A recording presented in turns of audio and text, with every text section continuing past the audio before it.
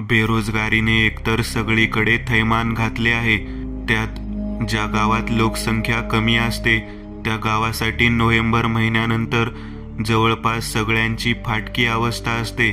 त्यात शहरातून वापस आलेले मुलं पण परत कामाला शहरात जातात. माझे वडील सरकारी नोकरी करतात. गावात खर्च कमी आणि महिन्यानंतर एक विशिष्ट रक्कम हातात येते. यामुळे संतुलन आणि गुंतवणूक पण वाढते. तसेच मलाही जास्त प्रेशर नव्हता. वडिलांचं एकच म्हणणं, अभ्यास कर आणि लोकसेवा आयोगाची परीक्षा दे आणि एखादी चांगली पोस्ट काढ, बाकी सगळं मी बघतो. हा हमी भाव मलाही एक प्रकारे ऊर्जा किंवा एक प्रकारे दडपण म्हणावे. त्यामुळे मला 12 घंटे अभ्यास करणे अति आवश्यक होते. माझ्यासाठी करमणुकीचा काळ म्हणजे शहरात कामाला गेलेली मित्रमंडळी पुन्हा गावात येणे. ते आले की मी सगळं दिवस त्यांच्या सोबत असायचो आणि ते गेले की पूर्ण गावात मी एकटा. यावेळी सुद्धा असेच झाले. सगळे शहराला पुन्हा वापस निघाले होते. मी त्यांना सोडवायला बस स्थानकावर गेलो होतो. सगळे मित्र गाडीत बसले आणि माझा एक मित्र गुंजन गाडीच्या खालीच उभा होता. मी त्याला विचारले, तुला नाही का जायचं रे? तो म्हणाला, नाही, मी 1-2 दिवसांनी जाईन. मागून मी ठीक आहे म्हणत जाणाऱ्या सगळ्यांशी गळाभेट घेत निरोप दिला. नंतर मी आणि गुंजन वापस घराकडे निघालो. रस्त्यात मी त्याला विचारले, का रे, काही काम अडकले का गावात? तो म्हणाला, नाही रे बाबा, मुळात मला जायचं नाही आता शहरात कामाला. का? तो नाहीच म्हणाला. अरे पण इथे कसं भागवणार? एकतर गावात लवकर काम मिळत नाही सनी, मिळतं तिथे पगार कमी. मग शहरात जाण्याशिवाय तुला पर्याय काय आहे? तो म्हणाला, असू दे बाबा, कमी पगार. जे शहरातून थोडंफार कमवले आहे ते एखाद्या बँकेत फिक्स करून बाकी इथे काम करेन मी, पण शहरात वापस जाणार नाही कधीच. एकतर आई बाबांनी एकटाच. नको, बरं आहे मी इथेच. हे ऐकून मी त्याला थांबवले आणि बाजूच्या कट्ट्यावर बसवून विचारले, काय झालं आहे? काय झालं आहे? तू असं का बोलत आहेस? सांग मला आधी. आणि तो सांगू लागला, मी गावाकडे यायच्या 4 दिवस आधीची गोष्ट आहे. मला 3rd शिफ्ट होती. रात्री 8 ते 4 वाजेपर्यंत. मला ती शिफ्ट आवडत होती कारण दिवसपाळीपेक्षा काम कमी असायचे आणि थोडाफार आराम करायला पण मिळायचा. पण काही दिवस आधी मी रूम चेंज केली, त्यामुळे मला नेहमीपेक्षा कंपनी दूर पडू लागली. त्यात कंपनीला बस सेवा नाही. येताना काही वाटत नसे कारण बाकी कंपनीमधील कामगार पण येत असत. आधी 1 महिना आधी माझ्या बाजूच्या कंपनीमध्ये एक अपघात झाला होता. तुला ती फॉरलिफ्ट ट्रक माहीत आहे का, ज्याने माल वगैरे इकडे तिकडे करतात? मी होकार दिला. हां, त्या दिवशी त्या ट्रकचा ड्रायव्हर गेला आणि तोही कसा त्याच ट्रक खाली येऊन जास्त माल त्याने ट्रकवर चढवला आणि ट्रक ओव्हरलोड होऊन उलटली. त्यात तो चेंगरून मेला. पार त्याचं शरीर असं चपटं झालं होतं कारण ट्रकवरील सगळा माल त्याच्या अंगावर आला. आणि एक दिवशी असंच मी माझ्या शिफ्टला आलो. जवळपास 12 पावणे 1 वाजेपर्यंत कंपनी सुरू होती आणि अचानक कंपनीमधील लाईट गेली. तरीही आमच्या सुपरवायझरने जुगाड लावून जनरेटर लावले. तेही 1 घंटाच चालले. मग पर्याय नसल्याने आम्हाला घरी जाण्याचा आदेश दिला. काही जण म्हणाले, इतका वेळ झाला आहे, एकतर ही MIDC एवढी मोठी आहे, जंगली प्राणी आजूबाजूला आहेत. यावर तो म्हणाला, बघ, लाईट आता कधी येईल ते सांगता येणार नाही. सकाळी पण येऊ शकते आणि आता पण. जर आता आली तर मी सगळ्या मशीन बंद केल्या आहेत. साहेबांना मी सांगतो काय सांगायचं ते. तुमची कोणाची सुट्टी पण पडू देत नाही. पण जर थांबला तिथे तर सकाळी जाऊ देणार नाहीत. सकाळी दुसरा सुपरवायझर येईल आणि माहीत आहे ना तो कसा आहे ते. त्यात त्याला कळलं की काल रात्री काम बंद होतं, त्यात मी निघून जाणार. मग तो कोणाला जाऊ देणार नाही उद्या. जायचंय जा, नाहीतर थांबा. कंपनीमध्ये थांबलं तर 16 घंटे काम करावं लागेल. त्यापेक्षा घरी जावं असं सगळ्यांनी ठरवलं. सगळे घरी निघालो, पण माझी रूम दुसरीकडे होती, त्यामुळे एकटाच राहिलो. मी ज्या वाटेने चालू लागलो त्या वाटेवर कोणीच नव्हते. अन काय वाटेत तीच कंपनी होती.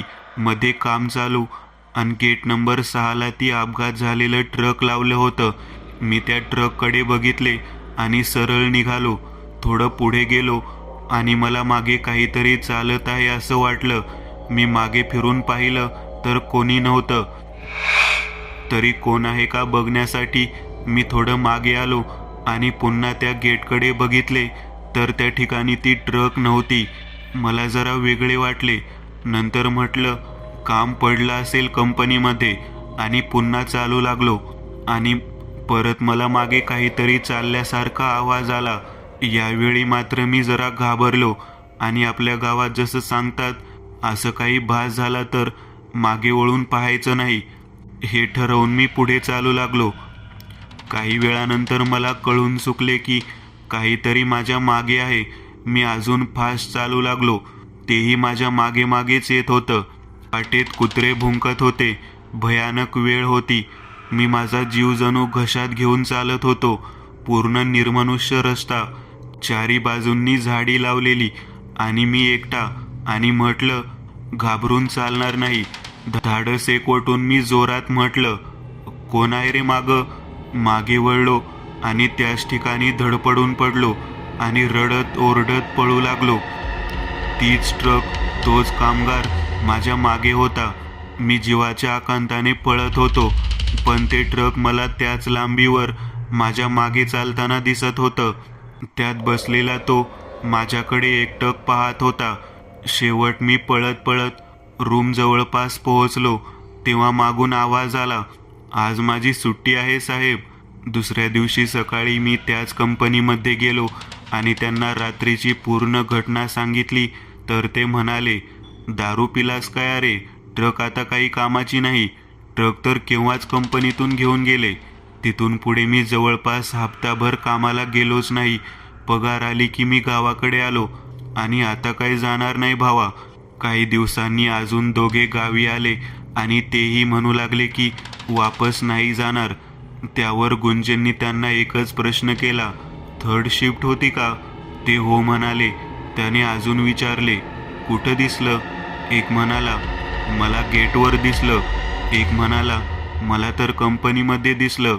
अजून काही कर्मचाऱ्यांना दिसलं आहे. त्यामुळे कंपनी काही बंद ठेवून पूजा करून घेणार आहेत. म्हणतात ज्या दिवशी त्याचा अपघात झाला त्या दिवशी तो ड्युटीवर नव्हता. ती ट्रक फसली होती.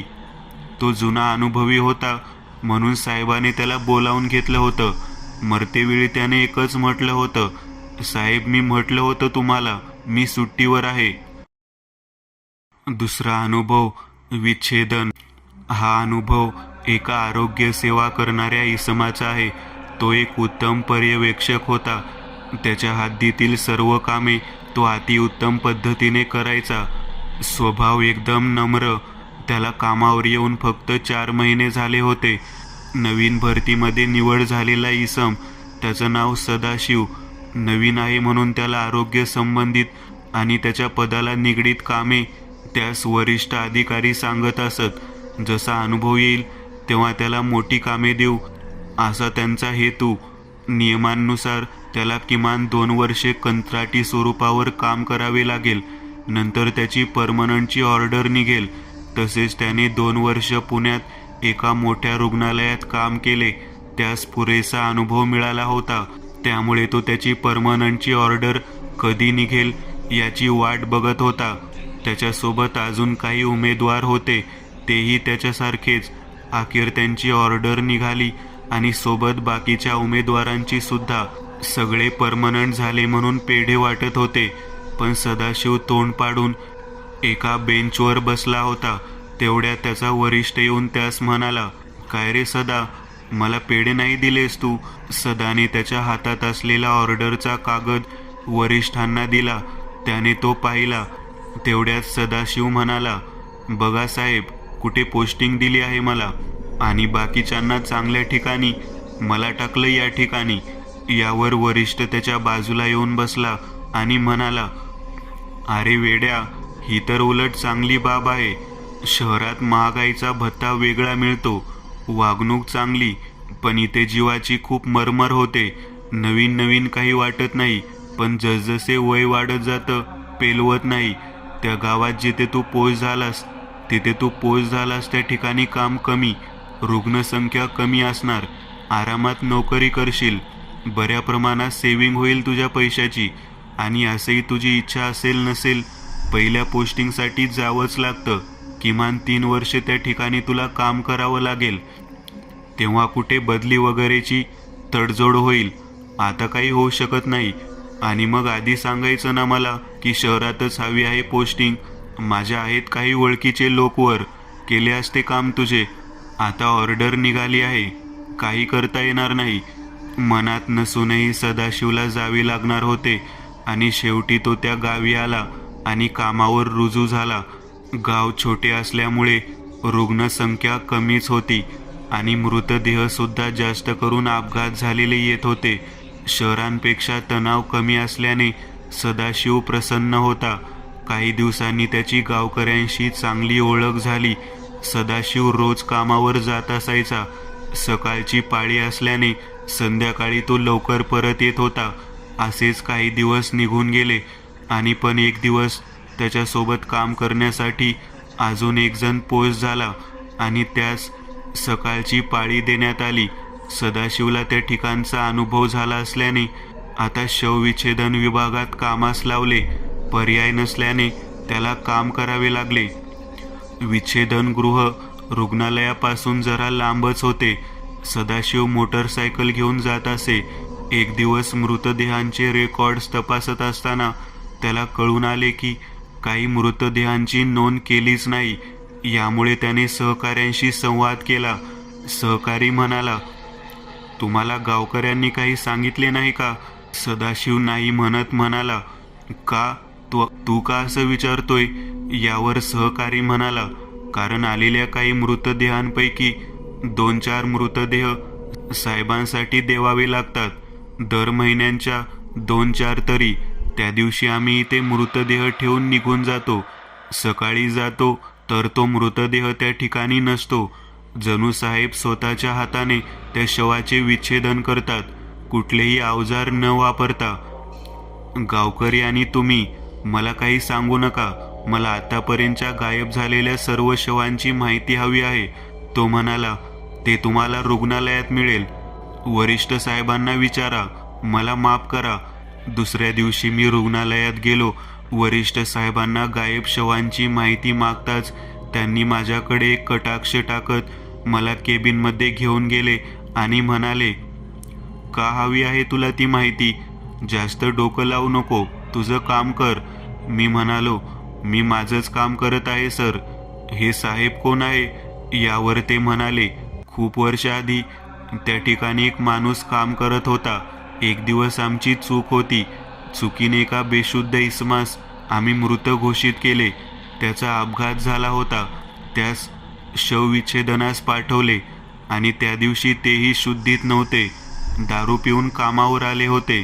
त्यांनीही कोणताही विचार न करता त्या इसमाचे विच्छेदन करण्यास सुरुवात केली आणि काही क्षणात तो इसम शुद्धीवर आला आणि घाबरून गडबडीत त्याने बाजूला ठेवलेली ब्लेड साहेबांच्या मानेवर मारली. साहेबही घाबरले होते. वरून घाव झाल्याने रक्तस्राव सुरू होता. तो इसमाने दुसऱ्या करण्याआधी साहेबांनी त्याच्या डोक्यात धारदार वस्तूने घाव केला आणि तो इसम जागेवर मरण पावला आणि अतिरिक्त गेल्याने साहेबही मरण पावला. म्हणतात, शवविच्छेदनात त्याच्यासारखा निपुण व्यक्ती कोणीही नव्हता. तो अगदी नशेत असला तरी काटोकाट काम करत होता. त्या दिवशी आगळी घडली आणि अकाल मृत्यू मेला. महिन्यात 1-2 शव त्याला हाती द्यावे लागतात, नाहीतर तो जिवंत लोकांचे शवविच्छेदन करतो. मग तो कोणीही असो, वाटसरू, त्यांच्या हद्दीतील कोणीही. सदाशिव म्हणाला, मला या गोष्टीवर विश्वास नाही. मला सर्व माहिती द्या, नाहीतर कायदेशीर कार्यवाहीला सामोरे जा सर्वजण. वरिष्ठ म्हणाले, नाही मिळणार. जे करायचंय ते करून घे. रागात असलेला सदाशिव काहीतरी करणार होता, जेणेकरून सगळ्यांचे भांडे फुटणार असे त्यास वाटत होते. तिथून पुढे त्याने एकही शव रेकॉर्डरवर घेणे सुरू केले. एकही शव माहिती तो गजबजू देत नव्हता. असाच तो महिना पूर्ण झाला आणि दुसऱ्या महिन्यात शुक्रवारी रात्री एका शवाचे विच्छेदन करून झाले आणि सदाशिव सिगरेट ओढत बसला. शुक्रवारी रात्री एका शवाचे विच्छेदन करून झाले आणि सदाशिव सिगरेट ओढत बसला. जवळपास 1:45 वाजले असतील. सिगरेट बसलेल्या सदाशिवला एक आवाज आला. त्याने सहकार्याला आवाज दिला, कोण आहे बघण्यासाठी. तेवढ्यात त्याला आठवले की सगळेजण त्याच्यावर नाराज आहेत आणि आज त्याला एकट्याला ड्युटी करायची आहे. तो वैतागून शिवी देत शव ठेवलेल्या रूमकडे निघाला आणि जसा तो जवळ पोहोचला तसं त्याच्या काळजात धस झालं. एक विकृत आकृती डॉक्टरी वेशात एका शवाचे विच्छेदन करत होती. मुळात एकही अवजार न वापरता स्वतःच्या हाताने, हात म्हणजे जणू लांब अशा सुळ्या, त्या भयानक हाताने तो त्या मृतदेहातून अवयव बाहेर काढत होता. लिव्हर, आतडे, सर्व काही, आणि प्रत्येक अवयवांचा वास घेऊन जे आवडेल तो ते खात होता. त्याचा जबडा पूर्णपणे तुटलेला. त्याला सदाशिव बघत होता. एक गोष्ट बघितल्यावर तर सदाशिवची बोबडीच बसली. त्याच्या मानेवर एक ब्लेडचा लांब असा घाव होता. त्या घावामुळे त्याच्या गळ्याचा कंठ हा स्पष्ट दिसत होता. म्हणजे जे मला सांगितलं होतं ते सर्व काही खरं होतं. भीती दाटलेल्या सदाशिवच्या मनात जीव वाचवून पळण्याचा विचार येणारच की त्याची सदाशिववर अचानक नजर पडली आणि सदाशिव जीवाच्या आकांताने पळू लागला. त्या निर्मनुष्य वाटेवर तो जीव हातात घेऊन पळू लागला. पळत पळत तो मागे बघायचा, तो पाठलाग करत आहे का, आणि परत जीव तोडून पळायचा. असेच करत तो पळू लागला आणि अचानक पाठीमागून एक भयानक आवाज आला, थांब, माझी ड्युटी अजून संपली नाहीये. हे ऐकून सदाशिवने एक मोठी किंचाळी दिली, वाचवा. आणि अचानक त्याचा पाय मुरगळला जातो आणि अनपेक्षित वेगामुळे तो सरळ एका दगडावर डोक्याच्या बाजूने आपटतो. सदाशिव आताही थोडाफार शुद्धीवर होता. त्याला प्रचिती येऊन गेली की आता आपण वाचणार नाही. डोक्यातून रक्तस्राव होत होता. अचानक सदाशिवला एक दृश्य दिसले. त्याचा सगळा जीवनपट काही क्षणासाठी त्याच्या समोर आला. आई, बाबा, मित्र, बहीण आणि प्रियसी यांना आठवून त्याने डोळे मिटले. सकाळ झाली आणि सदाशिव दवाखान्यात होता. त्या ठिकाणी आई, बाबा, मित्र, कामावरचे सहकारी उपस्थित होते. सदाशिव त्यांना हाक मारत होता पण कोणी उत्तर देत नव्हते. सदाशिव त्यांच्या जवळ गेला आणि स्पर्श करून पाहतो तर तो असमर्थ होता. एवढ्यात त्याची नजर पुढे गेली आणि तो शांत झाला, कारण त्याचा जीव तर रात्रीच गेला होता. खाली राहिली ती तरुण वयातील स्वप्न पाहणारी अतृप्त आत्मा. जिला मुक्ती मिळेल हा प्रश्न. डॉक्टर येतात आणि म्हणतात, माफ करा, विच्छेदन करावं लागेल, नंतर बॉडी तुम्हाला मिळेल. नियती पहा. सदाशिवची बॉडी विच्छेदनास जाते कुठे? साहेबांच्या विच्छेदन कक्षात. पुढचा अनुभव. रेड्यावर अडकलेला प्रोजेक्टर. पुणे शहराच्या एका कोपऱ्यात गजबजाटापासून दूर एका ओस पडलेल्या गल्लीत उभं होतं एक जुनं सिनेमागृह, शिवशक्ती टॉकीज. एका ओस पडलेल्या गल्लीत उभं होतं एक जुनं सिनेमागृह, शिवशक्ती टॉकीज. एकेकाळचं ते लोकप्रिय ठिकाण आता केवळ उद्ध्वस्त भिंती, पडलेलं छप्पर आणि मधूनच वाऱ्याबरोबर हलणारे पडदे घेऊन उभं होतं. लोक सांगायचे की तिथं गेल्यानंतर परत येणं नशिबावर अवलंबून असतं. संध्याकाळची वेळ होती. 3 मित्र, सौरभ, मिहीर आणि विवेक, शहरातील रहस्यमय ठिकाणांबद्दल यूट्यूब सिरीज बनवत होते. त्यांना कुणीतरी टीप दिली होती की शिवशक्ती टॉकीजमध्ये रात्री 12 नंतर अजूनही प्रोजेक्टर आपोआप सुरू होतो. सौरभला अशा गोष्टीचं फार वेड.